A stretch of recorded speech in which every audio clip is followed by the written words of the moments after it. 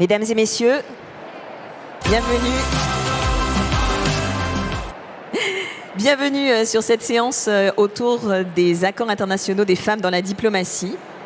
C'est un grand honneur pour moi d'avoir la parole à ce sommet Change Now, qui est fait pour accueillir des solutions innovantes en termes de planète, mais aussi en termes de gouvernance. Je vous expliquerai dans quel cadre j'ai imaginé ces accords. Et je serai ce soir accompagnée de son Excellence, Madame la Ministre des Droits Humains. Madame la Ministre, si vous voulez bien vous donner la peine de me rejoindre sur scène.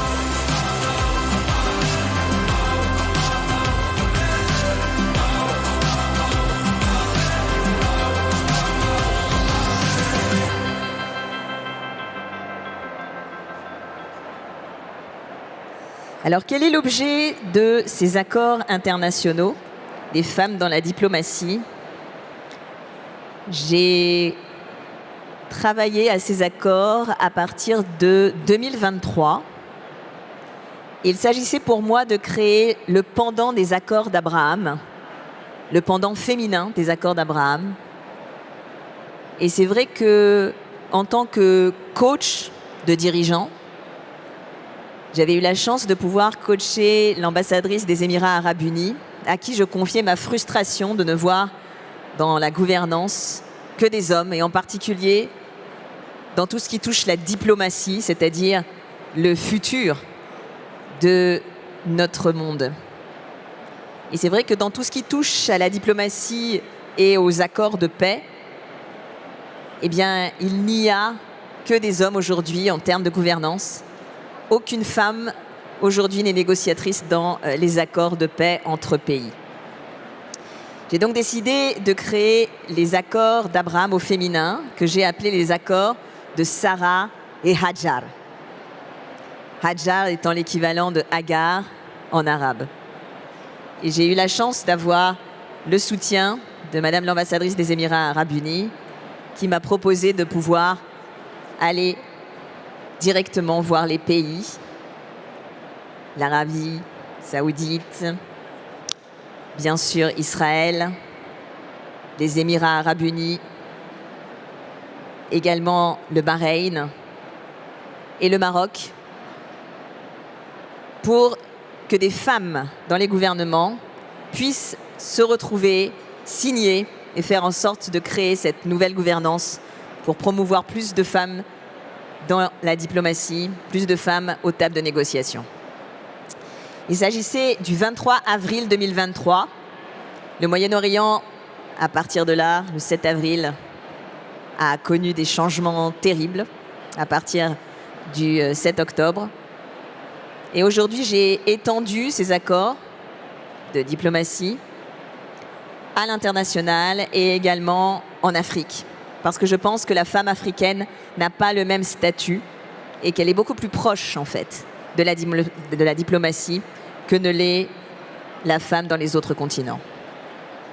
Je m'appelle Gila Clara Kessous. Je suis artiste de l'UNESCO pour la paix, ambassadrice pour la paix du Cercle international des ambassadeurs pour la paix de Genève. Et c'est pour moi un honneur ce soir de recevoir son Excellence, Madame la Ministre des Droits Humains du Congo. La présence de son Excellence témoigne de l'intérêt qu'elle a non seulement pour ma démarche, pour promouvoir plus de femmes dans des postes internationaux au niveau diplomatique, mais également la volonté que ce sommet Change Now soit le lieu de signature pour que des accords puissent promouvoir ce fait sociétal d'aider les femmes à entrer sur la scène diplomatique. Aujourd'hui, quand on regarde les chiffres, c'est assez terrifiant de réaliser le peu de femmes à la tête de certains pays, de réaliser en termes de droits des femmes les restrictions que l'on voit en Iran, en Afghanistan, en Syrie.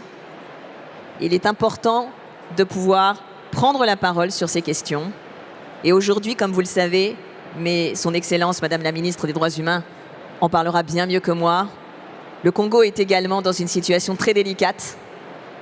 Et c'est tout à l'honneur de Change Now de pouvoir donner la parole pour qu'on comprenne mieux ce qui s'y passe et pour qu'on puisse également soutenir avec une vraie reconnaissance des atrocités sur le terrain. Après cette introduction, j'aimerais pouvoir donner la parole à Madame la Ministre, Son Excellence, pour vous demander de vous présenter, de nous expliquer ce qu'est un poste de ministre des Droits humains et en quoi est-ce que c'est relié justement à la question des droits des femmes. Bonjour. Bonjour. Et merci beaucoup, Madame l'ambassadrice. En fait, je m'appelle Chantal Tchambou Mwavita. Je suis ministre des Droits humains en République démocratique du Congo. Être ministre des Droits humains, c'est avant tout être le promoteur des droits fondamentaux des citoyens.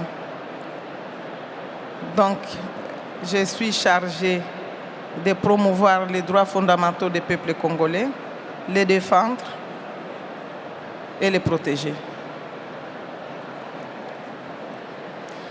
Donc, il s'agit de tous les droits humains. C'est tous les droits fondamentaux des citoyens. C'est la base de la vie. C'est pour restaurer la dignité et les conserver. Et restaurer la dignité, les femmes en ont bien besoin, surtout au Congo. On connaît notamment le travail du prix Nobel de la paix, le docteur Mukwege, sur ces questions-là. Cet homme qui a reçu le prix Nobel de la paix, qu'on appelle celui qui répare les femmes, cet incroyable gynécologue, qui fait un travail remarquable suite à tous les viols comme armes de guerre que le Congo a subi depuis maintenant des dizaines d'années. Où en est-on des droits des femmes au Congo? C'est 30 ans déjà. C'est 3 décennies que la femme congolaise subit des humiliations. La guerre a été, disons, les viols sexuels sont prises comme une arme de guerre pendant 3 décennies. Et Mukwege, que je respecte beaucoup, qu'on a surnommé le réparateur des femmes, que Dieu les bénisse, c'est un homme qui s'est donné à redonner une nouvelle vie à la femme congolaise après toutes ces atrocités, ces humiliations. Mukwege, c'est un homme, pour nous, nous disons qu'il ira au ciel. Alors, mon admiration pour vous, parce que pour moi, vous êtes cette femme qui ira au ciel aussi par rapport à tout ce que vous faites sur le terrain. Parlez-nous d'initiatives de changement, puisqu'en fait, Change Now, c'est ça. Ces initiatives de changement que vous mettez en place dans le cadre de votre ministère, au niveau des droits humains, au niveau de l'autonomisation des femmes. Je sais que vous faites beaucoup sur ça. Madame l'ambassadrice, vous savez très bien que les femmes représentent un grand pourcentage des personnes pauvres au monde. L'autonomie de la femme, c'est une question de justice, parce que la femme doit décider de sa vie, doit décider de son corps, de son avenir. Les initiatives qui sont les nôtres pour donner à la femme cette chance d'être autonome, indépendante, c'est d'abord l'éducation.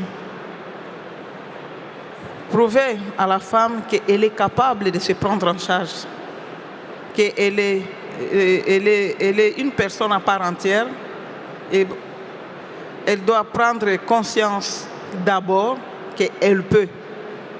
C'est-à-dire que nous donnons des formations qualifiantes, d'abord pour lui donner cette impulsion et puis lui apprendre des métiers pour se prendre en charge, pour avoir une indépendance financière.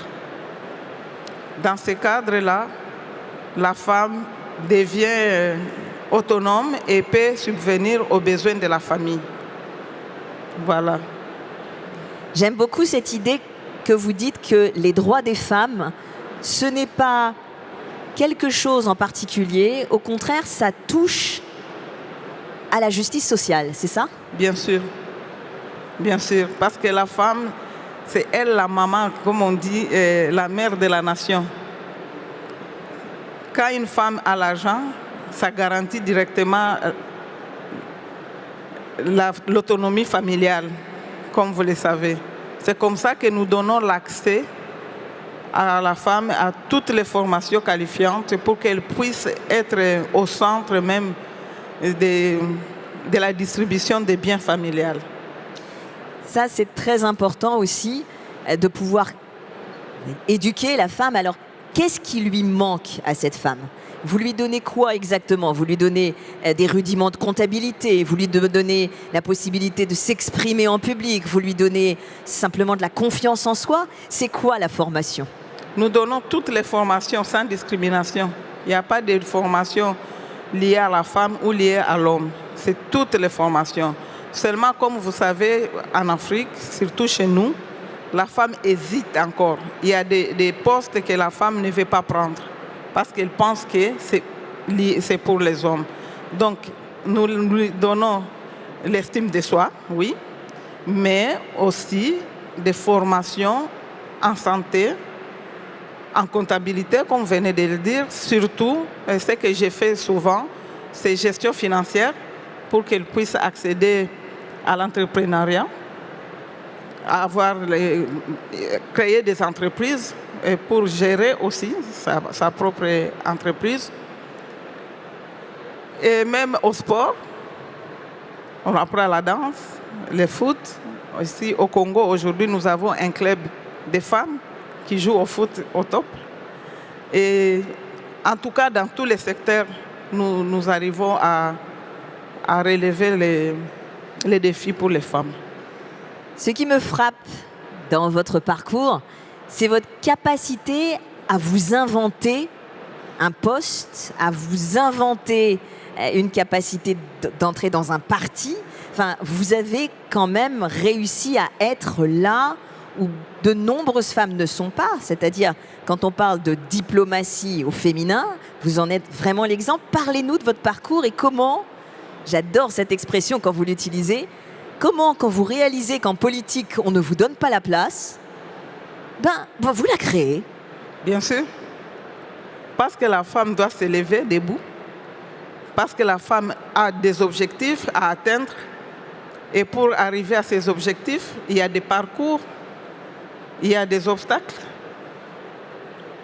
Et c'est tout ça. Il ne faut pas lâcher. Il faut avancer. Mon parcours, j'ai commencé petit. Naturellement, je suis défenseur des droits de l'homme parce que je voulais défendre la cause des autres, des vulnérables, des sans-voix. Et lorsque j'ai constaté que je n'étais qu'une simple dénonciatrice en tant que membre de la société civile, au moment où je devrais défendre la cause, je devrais attendre que quelqu'un puisse prendre une décision. Je me suis convertie en décideur. Comme ça, moi-même, je prends la décision. C'est comme ça que de la société civile, j'ai créé mon parti politique. Je suis présidente du Mouvement national pour la démocratie et le progrès. Et à partir de là, j'ai accédé au poste de ministre parce qu'au Congo, vous ne pouvez pas être ministre si vous n'êtes pas dans une classe politique. De la société civile directement, ça devient difficile parce qu'il y a des quotas entre les partis politiques qui se partagent le pouvoir. Et j'ai fait tout pour être dans ces sphères pour accéder à un poste. Comme ça, aujourd'hui, au sein du gouvernement, je peux faire passer des décisions. Et je travaille en collaboration avec la société civile.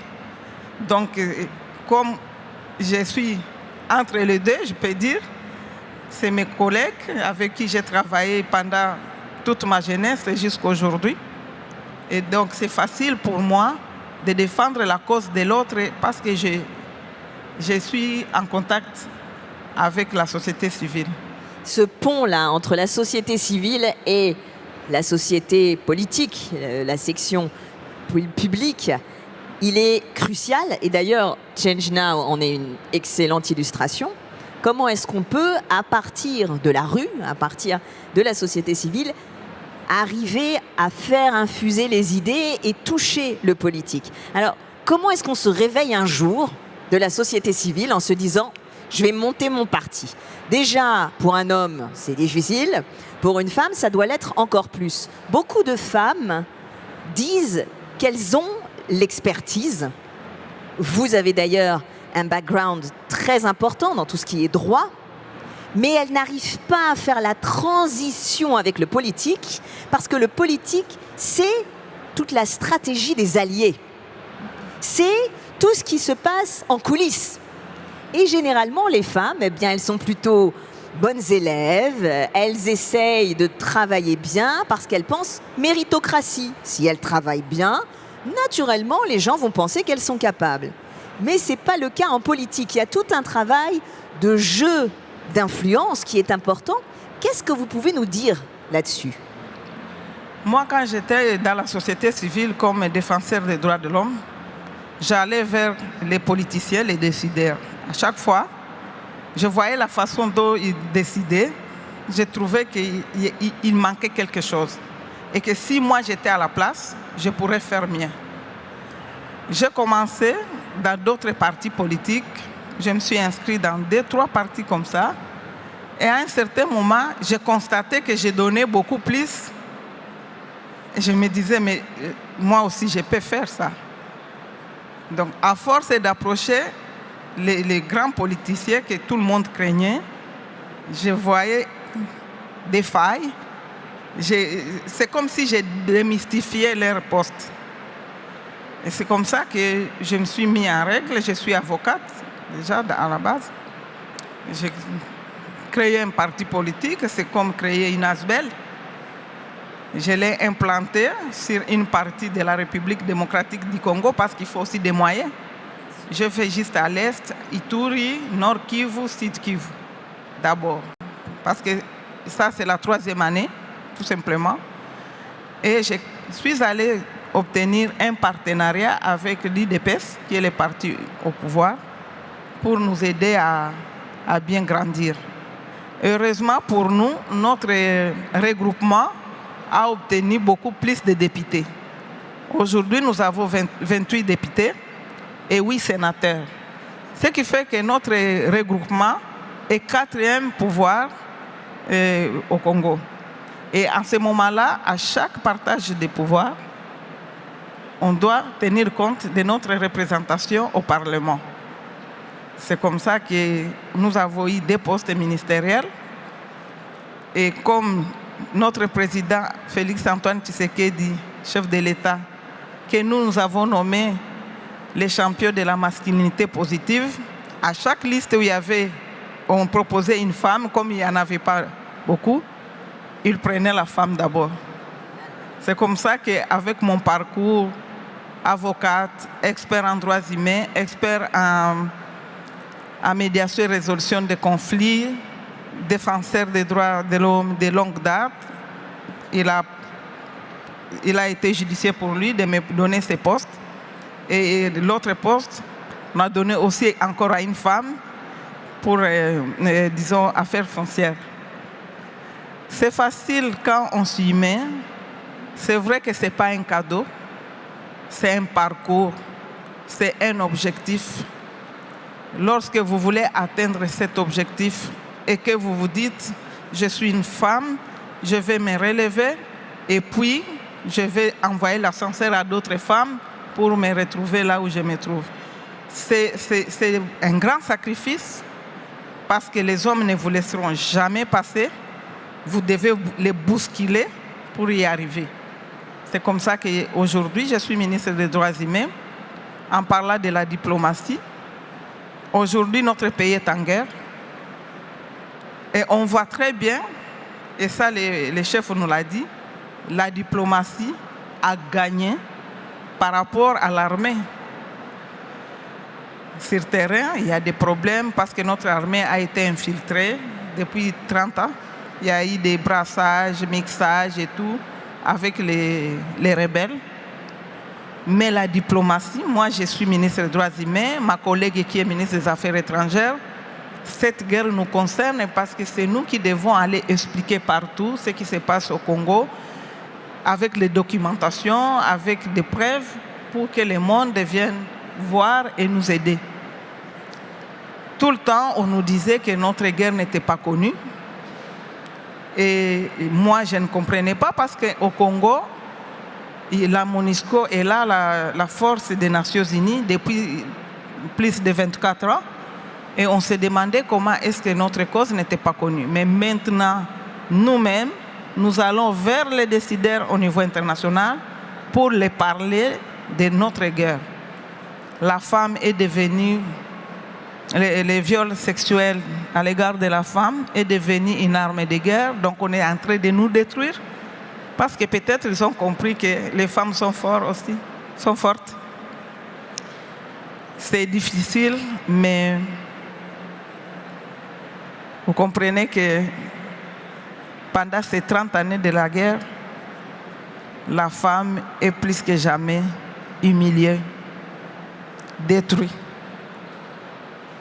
C'est difficile à continuer à parler, mais nous demandons à ce que tous ceux qui se trouvent ici puissent venir un jour au Congo pour voir ce qui se passe. Vous verrez que l'homme est allé au-delà, disons, l'homme est allé au-delà de l'humanité.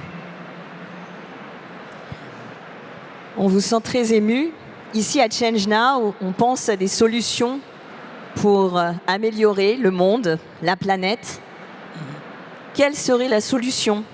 Je sais que c'est une question terrible à vous poser, mais aujourd'hui, voilà des représentants de la société civile qui se creusent les méninges pour faire en sorte de trouver de l'innovation et faire que le monde aille mieux. Eux qui ont tellement d'innovation dans tout ce qui va toucher la technicité, l'écologie, le monde en général, qu'est-ce que vous voulez leur dire? On a entendu votre appel, qu'ils viennent témoigner de la gravité de ce qui se passe. Vous-même, vous avez réussi à être sur le chemin de la reconnaissance officielle des Nations Unies. Qu'est-ce que vous voudriez leur dire à tous ces inventeurs de génie qui sont présents à Change Now concernant cette guerre qui est menée au Congo? En tout cas, j'écris tout haut. J'appelle tout le monde à venir nous aider à stopper cette guerre qui fait des morts, 12 millions de morts au Congo. Aujourd'hui, il y a 7 millions de déplacés, 1 million de réfugiés congolais dans les pays frontaliers. Nous avons l'impression que le monde nous a abandonnés. Aidez-nous à terminer cette guerre. Le Congo, nous sommes un peuple pacifique. Et pendant ces 30 années où nous sommes agressés, jamais nous avons agressé pour répondre. Nous faisons face à la résilience et à la défensive. Mais un jour, cette guerre peut se transformer en une troisième guerre mondiale parce qu'on voit bien qu'il y a d'autres pays qui commencent à venir en soutien vers le Congo. Pour stopper ça, c'est aujourd'hui qu'il faut venir nous aider à trouver la paix dans la région des Grands Lacs, trouver la paix en Afrique, trouver la paix au monde entier. Change Now, c'était donc le sommet des solutions innovantes. Proposer que des femmes soient plus présentes dans le cadre de négociations diplomatiques et dans la diplomatie est une solution innovante, c'est une proposition intéressante. Comment avez-vous fait, votre Excellence, en tant que femme, pour trouver la force intérieure de porter des choses si lourdes et surtout de ne pas avoir peur du pouvoir? On entend souvent des femmes qui craignent de se lancer en politique parce qu'elles ont peur de ce gros mot qu'est le pouvoir. Madame l'ambassadrice, vous allez comprendre qu'on nous tue dans les champs, on nous tue dans la maison, on nous tue sur la route vers... Et quand on va aller puiser de l'eau, à un certain moment, on se dit, je me lève, je vais mourir debout. C'est en soutien aux hommes du pouvoir que nous avons pris cette initiative, pour être un complément. On s'est dit, peut-être à leur niveau, il y a un problème, je vais aller les compléter. C'est ça. Et comment on fait pour que les hommes acceptent ce complément sans penser que c'est un remplacement? Il faut proposer, il faut venir avec des proposés qui les intéressent. Au départ, c'est difficile parce qu'il y a cette méfiance. Mais une fois, vous donner un conseil et après, ils vont constater qu'ils sont passés derrière la plaque. Demain, ils vont vous appeler. Mais ce que vous avez dit, ça, c'était quoi, madame? Vous commencez à expliquer. Au fur et à mesure, vous vous intéressez, vous donnez des propositions qui intéressent. Ils commencent à venir vers vous à chaque fois qu'il y a un problème. C'est-à-dire qu'il faut tout simplement être utile, se rendre utile, pas être encombrante. C'est-à-dire que vous venez avec des propositions où ils sont intéressés, ils trouvent que c'est une solution que vous apportez et pas un dérangement, comme je peux le dire. Et est-ce que vous devez accepter de ne pas forcément endosser la solution, mais laisser l'homme prendre le pas de présenter cette solution à votre place, ou vous vous battez toujours pour reconnaître que c'est vous qui avez eu l'idée? Mais oui, bon, aujourd'hui, en tant que ministre, je prends mes décisions et je les fais valoir. Je ne donne pas à quelqu'un. Avant, quand j'étais dans la société civile, il était évident que je puisse faire une proposition. Maintenant, moi-même, je fais la proposition, je fais un projet et je le fais passer et je le fais matérialiser. Et c'est tout à votre honneur. Donc, si on résume, l'idée pour amener le changement maintenant, change now, pour faire advenir un change now pour vous sur la planète, c'est autonomisation des femmes, Bien sûr. réussir à faire en sorte que les hommes et les femmes se voient comme compléments et non comme rivaux, Voilà. et puis reconnaître lorsqu'il y a des faits de violence et de terreur dans un endroit sur la planète et ne pas rester insensible. C'est bien ça. C'est ça, madame. C'est ça. Vous avez compris. Je suis heureuse de vous avoir compris, Votre Excellence. Nous allons passer maintenant à la signature de ces accords internationaux des femmes dans la diplomatie. Pouvez-vous me dire pourquoi vous avez accepté de les signer? Qu'est-ce que ça représente pour vous, ces accords qui ont été déjà signés par de nombreuses premières dames de Serbie, on a la première dame d'Islande, on a ces pays qui veulent essayer de montrer combien est-ce qu'il est important aujourd'hui de changer la phase de la gouvernance et la table de la négociation. Pourquoi c'est important pour vous, Votre Excellence? C'est très important parce qu'il faut renforcer le rôle de la femme dans les affaires internationales. C'est très important pour donner aussi l'égalité des chances à l'égard des femmes. C'est très important pour émanciper et donner l'impulsion à la femme pour aller de l'avant. Voilà. Et je retiens aussi cette phrase que vous avez prononcée: lorsque l'argent va à la femme dans une famille, il y a une sorte de circulation qui est dans le bon sens pour la santé familiale. Et ça, c'est très important de donner la capacité aux femmes de pouvoir avoir accès à la diplomatie pour permettre justement un complément dans la façon de voir le monde, à ce monde qui reste encore avec une optique assez masculiniste. Merci d'avoir accepté. Je vous donne le stylo ainsi que la feuille à signer dans ce moment mémorable. Oui, vous pouvez vraiment applaudir Madame la ministre des Droits humains du Congo, qui aujourd'hui signe ces accords internationaux des femmes dans la diplomatie. Et si vous le permettez, on va faire une petite photo officielle, vous et moi, avec ces accords, pour que ça puisse rester historique. On se rappellera de ce 24 avril 2025.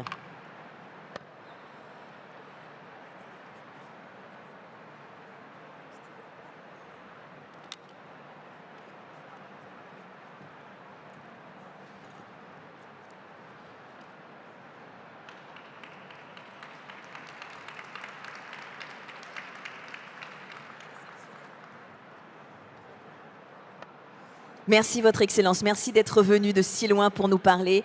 Merci à notre public de vous être intéressé à cet important domaine qui est la participation des femmes dans la diplomatie de demain aux tables de négociation.